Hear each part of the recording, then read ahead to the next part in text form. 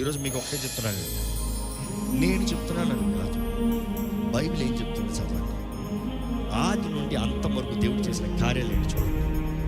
Bible ఆగలేదు, ఆపలేదు అన్నది ఏదైనా సరే ఆగలేదు, ఆపలేదు. మనుషుడు ఆప్తం కాదు, మనుషుడు చెప్తాం కాదు ఆగిపోయిందని చెప్తాను. Let the word speak. నీవు అనుభవించలేదేమో, కొన్ని వేల మంది అనుభవిస్తున్నారు. అందుకని వారందరూ తప్పని చెప్పొద్దు. అవసరమైతే you try, you ask God.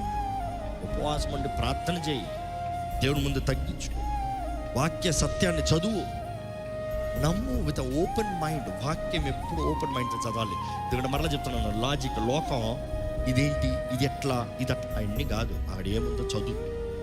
అదే దేవుని ఆత్మ ద్వారా అనుగ్రహించబడిన వాక్యం నన్ను నమ్ముతున్నావా, ఓపెన్ మైండ్తో చదువు. వినట వలన విశ్వాసం కలిగిందా, అడుగు తెస్తావు. అడుగు తీయకుండా విశ్వాసం కార్యం లేదు.